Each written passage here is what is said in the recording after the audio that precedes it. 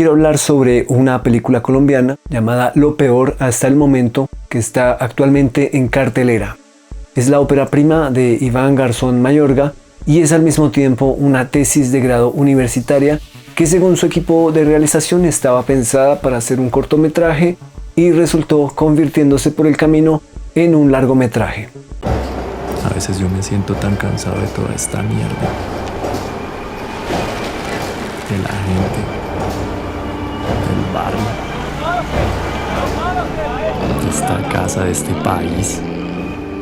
A grandes rasgos cuenta la historia de Marta Espejo, señora mayor de edad, quien padece un cáncer en etapa terminal y básicamente ha perdido la movilidad, el habla y otras funciones neurológicas que determinan una pérdida permanente de conciencia.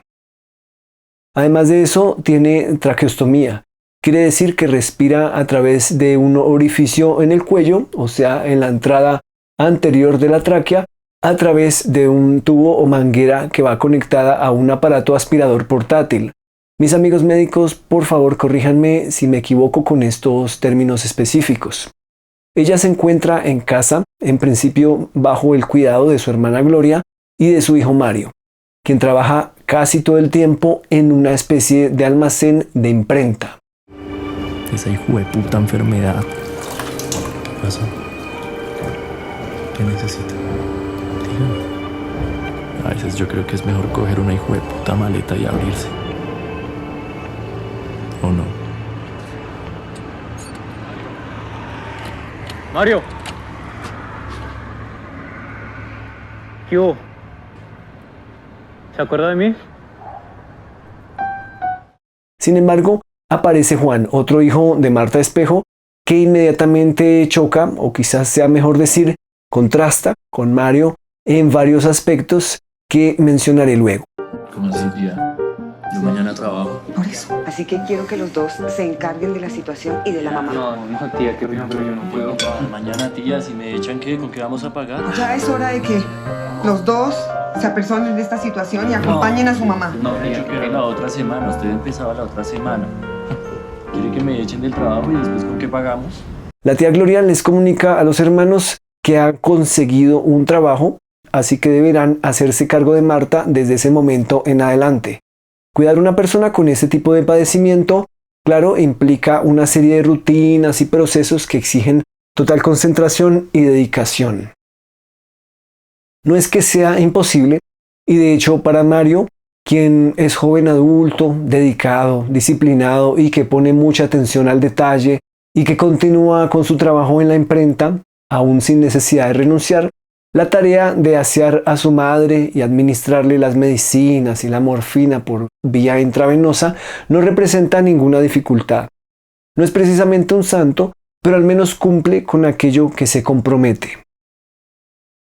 El problema es con Juan, quien está construido como un personaje que no se concentra fácilmente, que no sigue instrucciones, que es indisciplinado, que no termina lo que empieza, que husmea en lo que no es suyo, que abusa de la confianza que los otros le dan y que adicionalmente gusta de las soluciones fáciles y de los atajos, y en general es una persona que no comunica lo que piensa, lo que siente, ni mucho menos comparte sus planes, que incluyen básicamente su beneficio únicamente y a expensas de los otros.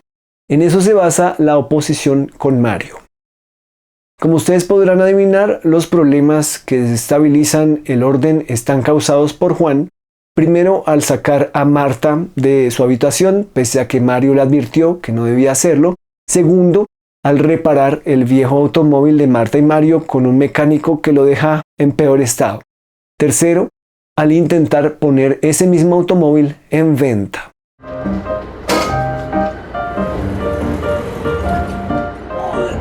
Perro, si algo le puedo decir es que no se puede Viene fracasado. Vaya que lo siga manteniendo su suegrito. Y el filme finaliza en una confrontación entre los dos hermanos del tipo palabras más, palabras menos. ¿Usted por qué hizo eso a mis espaldas? ¿Por qué no me dijo la verdad? Yo pregunto, ¿hasta qué punto para los espectadores y cinéfilos más conocedores de tipos de narrativa y dramaturgia puede ser válido que un conflicto se base en una información oculta hasta que en algún momento futuro una supuesta verdad sobre los hechos salga a la luz? ¿Hasta qué punto seguirán existiendo personajes que sigan callando y ocultando la verdad mientras sobrevienen problemas que son definitivamente más grandes que incluso confesar la verdad, la culpa, el error, la negligencia o el descuido cometidos? Y estos que callan lo hacen por cobardía, ignorancia o simplemente por torpeza.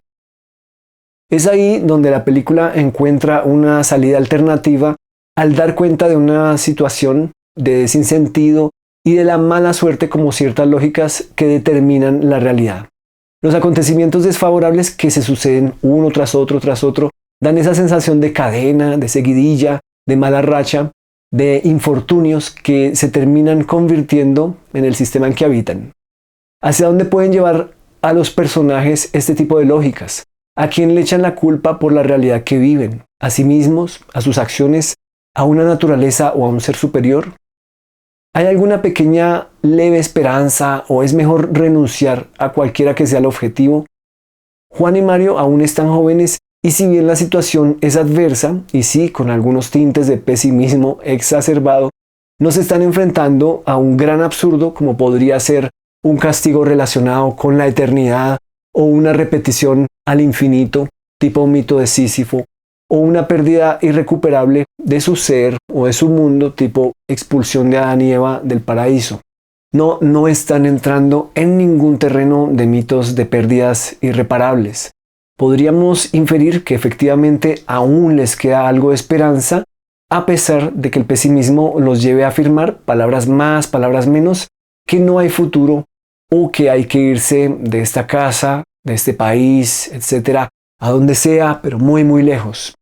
Es interesante plantearse si el cine colombiano puede continuar transitando por la senda de este tipo de pesimismo y sin sentido, digamos, aún prescriptible, aún curable, prevenible, en términos médicos, para ver hasta dónde puede reimaginarse, escalarse a sí mismo y replantearse límites a explorar y derribar. En meses anteriores ya nos habíamos acercado al mismo tedio, a la misma encerrona de cargar con el lastre de la casona vieja, la familia de la cual aún se depende, de la madre opresiva, del no futuro estudiantil ni laboral, con una película como Malta, y ahora nos encontramos con una especie de variación del mismo tema en este filme, lo peor hasta el momento. Sin embargo, en Malta, su personaje Mariana buscaba el escape o la despresurización a través del sexo y la aventura nocturna. Pero estos muchachos, de lo peor hasta el momento, ni siquiera tienen sexo, ni siquiera tienen líbido, no tienen cómo desfogarse y entonces, quizás por consecuencia, dirían algunos o algunas, que el único clímax posible será a través de la agresión física, la violencia, los puños. En un punto de gran intensidad dramática, la película decide revelar el artificio y mostrarnos el micrófono de grabación, la claqueta, equipo técnico, equipo humano, de una escena en el baño al momento de asear a Marta, para dejar en claro que se trata de una película. Y si nos detenemos a pensarlo, lo peor hasta el momento es una película que no está hecha en clave de conmiseración o compasión por la condición adversa que atraviesa alguien. Por el contrario, es como una especie de comedia ácida. Su objetivo no es entristecer al espectador ni hacer que la audiencia se compadezca por nadie, ni que llore por la indefensión de Marta o de los dos hijos. Hay situaciones y actitudes de los personajes que los hace grotescos en el sentido que pueden irse a un extremo innecesario, como por ejemplo el hecho de comer sin ningún tipo de modales en la mesa, como perdiendo todo tipo de mesura. Podemos llegar a pensar que es un comportamiento gratuito y sin justificación, pero luego, para nuestra sorpresa, dicha conducta estaría evidenciando otros tipos de pérdida de control de sí mismos y por tanto sí estaría construyendo a los personajes como impulsivos, irracionales, reactivos, al punto de que ellos ya están proclives a la evasión de la comunicación sincera o al vacío del sentido en sus vidas y sobre todo propensos a la maquinación de expectativas fuera de la realidad y por ende a la ilegalidad en el caso de Juan y a la frustración y al resentimiento en el caso de ambos. Estos periplos hacia la frustración, el desaliento, la pérdida de la esperanza, el nihilismo, el escepticismo sobre los empleos, el estudio, la libertad de elección, la ausencia de oportunidades, obviamente no son algo exclusivo de los jóvenes bogotanos. Evidentemente también existe en innumerables ciudades, provincias, pueblos, etcétera, de cualquier país. Tras la proyección de un filme así quedan las preguntas: ¿qué quieren los jóvenes? ¿Qué hay para los jóvenes? ¿Contra qué es urgente rebelarse? ¿Cuál es la raíz de todas las insatisfacciones para identificarla, atacarla y contrarrestarla ahí en el punto más crucial? ¿Cuál es el punto más crucial? Son preguntas que se ha hecho cada generación. Quizás las respuestas pueden estar más cerca de lo que pensamos. Podemos afirmar que al final de la película se sugiere una especie de escape o viaje. ¿Y hacia dónde puede ser? Haciendo un resumen, este filme se asoma a territorios para los cuales no habría términos muy precisos, pero que podríamos referir quizás como de búsquedas nihilistas, existencialistas, construyendo un entorno de pesimismo y coqueteando con un intento de absurdismo o de reducción al absurdo que, hay que decirlo, aún está en embrión, pero que puede ser el primer paso hacia una carretera oscura e inexplorada que el cine colombiano necesita eventualmente transitar. ¿Cuáles podrían ser esos senderos o itinerarios de desesperanza, pesimismo y de caída en el absurdo? Y les pregunto, a manera de despedida, ¿consideran ustedes que los problemas son externos al individuo o que los problemas están dentro e igual se van a manifestar incluso si estas personas tuvieran todos los privilegios, todo el confort, todas las garantías estudiantiles, laborales, sociales y económicas? ¿Cuáles pueden ser para ustedes las turbias aguas profundas en las que habría que sumergirse en relación con la, entre comillas, juventud colombiana o la juventud de cualquier otro país? Reitero la invitación a ver esta película, Lo Peor Hasta el Momento. Gracias por acompañarme hasta el final de este video. Nos veremos próximamente con otros episodios especiales dedicados a los cines locales o globales aquí en Cines de Arte y de Autores. ¡Feliz semana!